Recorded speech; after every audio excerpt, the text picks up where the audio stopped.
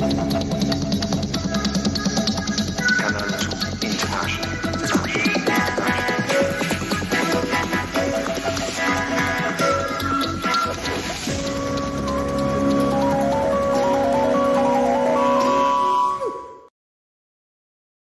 evening, everyone, and welcome to this edition of Newscast on Canal International. I'm called Morinzi at Top Stories.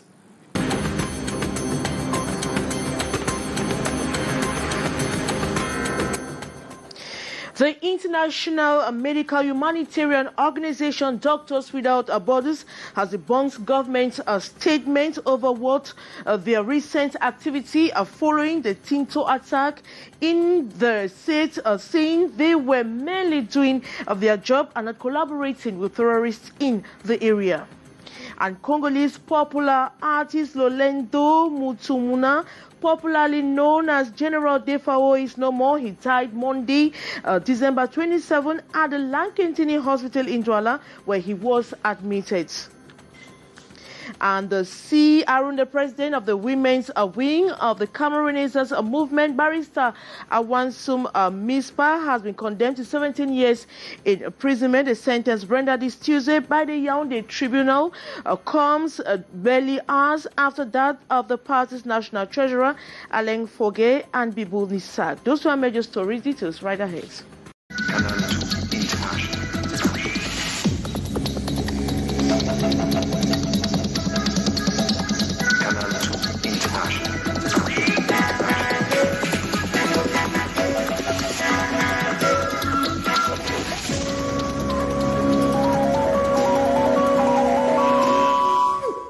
Good evening once more. The International Humanitarian Organization Doctors Without Borders has debunked government statement over their recent activity following the Tinto attack in the southwest region of Cameroon, saying they were merely doing their job and not collaborating with separatist fighters. More on the story with our reporter, Gladys Ambodiba.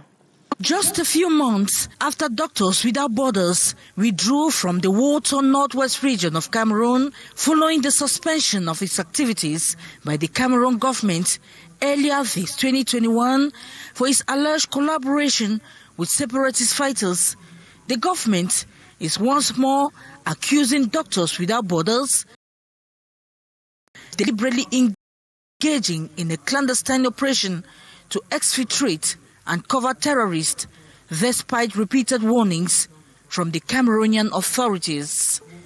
In a release signed by the army spokesperson, two dangerous terrorists, so-called Mbo Princely Tabe, alias General Moving Star, and Bisson Eugene, alias General Paul Lampert, were badly wounded in a clash with a patrol team of the Tinto Territorial Gendarmerie Brigade in Upper Bayang Subdivision in Manu, Southwest region, and sought refuge in the Ntembang forest.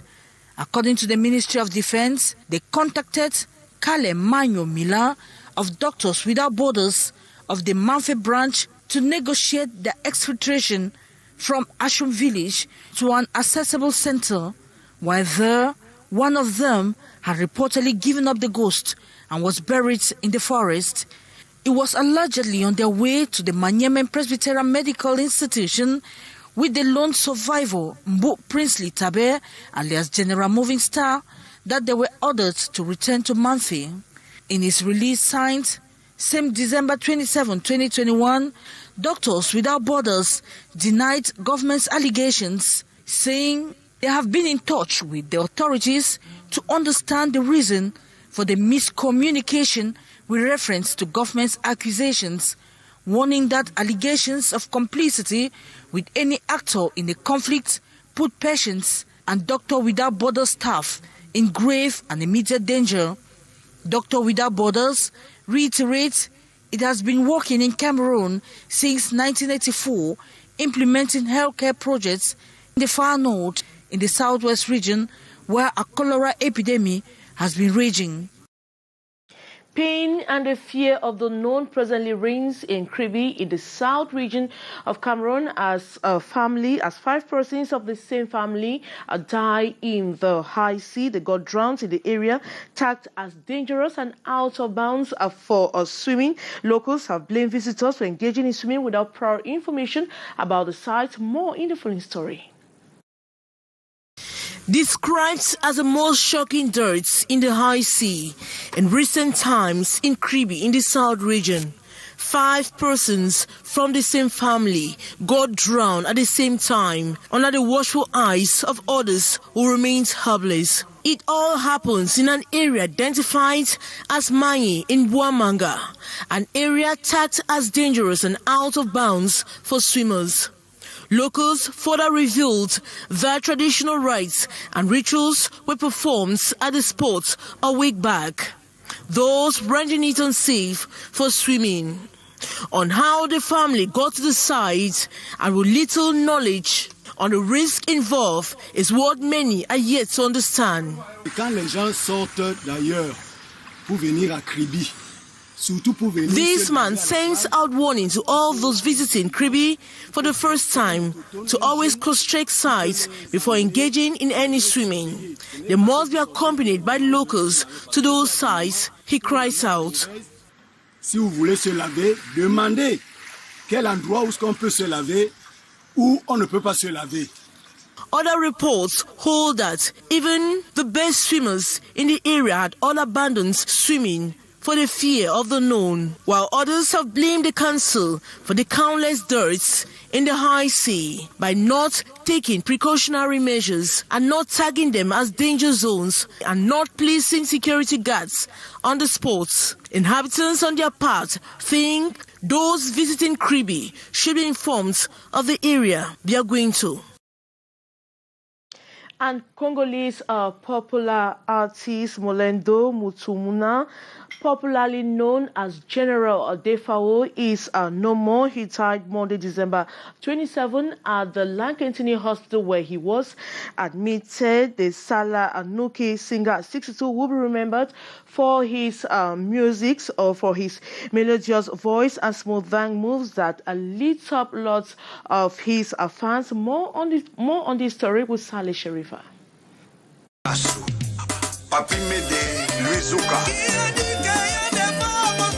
The Congolese music icon Molendo Mutumuna, popularly known as General Defao, has passed away. He died this 27 December 2021 at the Lankantini Hospital in Cameroon's economic capital city, Douala. He succumbed to a long-term illness which prevented him from carrying his activities as usual. As I went there now, the next day at 8 o'clock, with all of us, we started to check how this man can sleep for 2 days. How this man can sleep like this. The man is started fearing too. The man is fearing. So by that time, we call the police. By that time, his brother is not yet come. Yes, I am there like his brother by that time. I take all the risks that they can break the door. So they broke the door. The artist came to Cameroon on the 12th of December for a concert and music project with his peers. He unfortunately died without fulfilling this mission. He remembered for his melodious voice and silky dance moves that lit up audiences.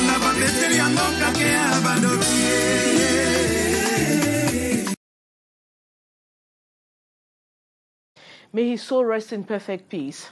The president of the women's wing of the Cameroon Renaissance Movement Party, Barrister Awasum Amispa, has been condemned to 7 years imprisonment. The sentence rendered this Tuesday by the Yaoundé Military Tribunal comes barely hours after that of the party's national treasurer, Alain Foguet, Bibou Nissak, spokesperson of Maurice Kamto, and other militants of the CRM party. The CRM women's president, it should be recalled, was arrested in an attempt to organized a peaceful protest for the liberation of Professor Maurice Kamto's residence by the forces of law and order after the 22nd of September protest march. She was later released 4 days after, but the judicial proceedings continued with the result of a 7-year jail term this afternoon. CRM militants have described the sentence as a total assassination of the justice system and the abuse of democracy. Our reporter Hysen Cha caught up with Roger Noir, National Vice President of the CRM party. His reaction. We are living not in a democratic country, but in one of the most ferocious dictatorships in the world, actually, because our members of the CRM, the Cameroon Renaissance Movement, are actually lumped prison terms up to 7 years, while they have not, requesting that those who have embezzled funds affected to the construction of the sports infrastructure for the AFCON be brought to book, that peace be brought back to the northwest and southwest regions of our country, that we have a consensual reform of our electoral system.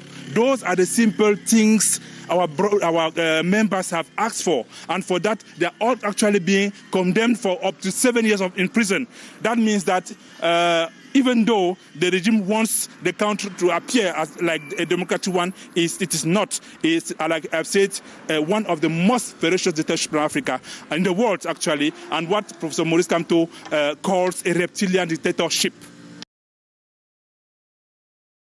Women in the Logon and Share division in the far north region of Cameroon have expressed a need for an end of violence in that division and for peace to reign once again. The women organized a peaceful march and handed over a declaration to the governor for onward transmission to the head of state. Gladys Ambodiba completes that story.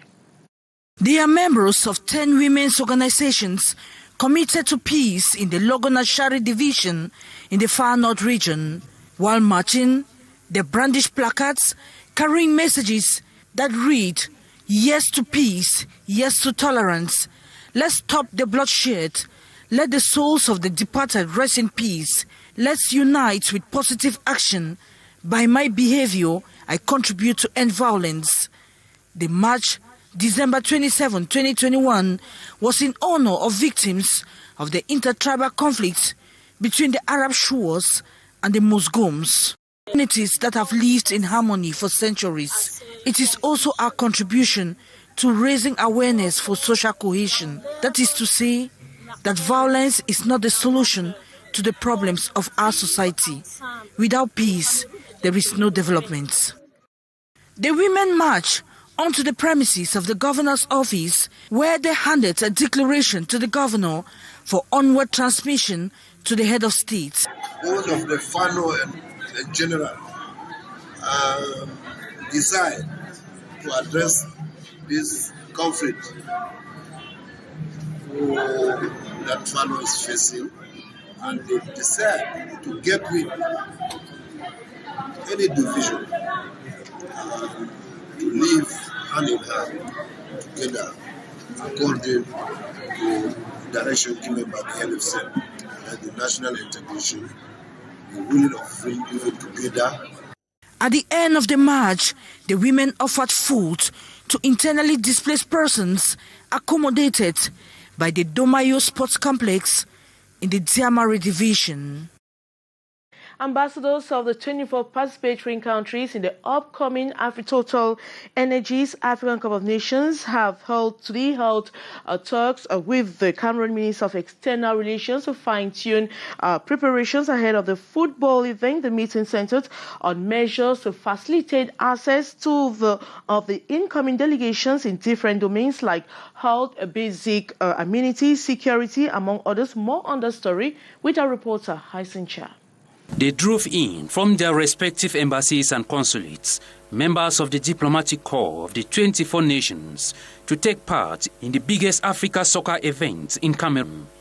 Hours of consultation between the ambassadors and the Cameroon Minister of External Relations, Lejeune Belambela, who reassured the member countries that Cameroon has taken all measures to ease the coming in of all delegates and ensure their successful stay in the country of the indomitable lions, subsidizing certain procedures. Areas of visa, areas of translation, and areas of other preparations to ensure that the competition is quite successful. The African diplomats so overwhelmed with the level of Cameroonians' preparation towards the football tournament, the pride of African football. I would like to congratulate the Cameroonian government for organizing such a good event.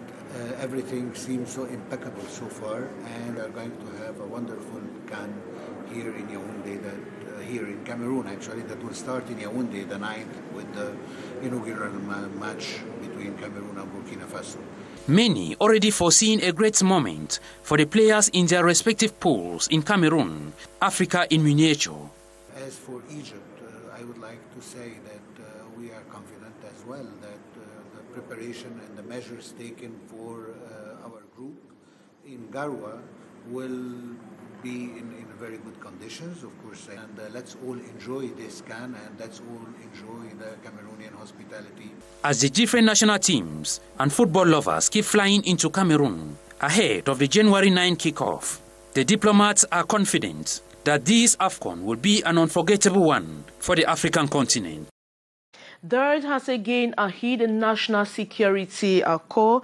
This time around, the brutal snatching of the life of Police Inspector Kenze Eric Ngwo following a fatal car accident December 7 in the nation's political capital, Yaoundé. The 36-year from Eso village, Northwest region, who died while on duty, was given military. Riches Ngamo has the rest of that story. Police Inspector Kenze Eric Ngwo's brutal death is after traumatism as a consequence of a fatal car accident while on duty at the Monte Esos neighborhood here in Yaoundé last December the 7th. This Tuesday, military tribute was paid to the fallen officer at the National Advanced Police Academy. Difficult, painful moment as the family, friends, colleagues, and public watched as the mortal remains of a 36-year-old police inspector, ripped so young and so early, is driven in. The hymn of the deaf.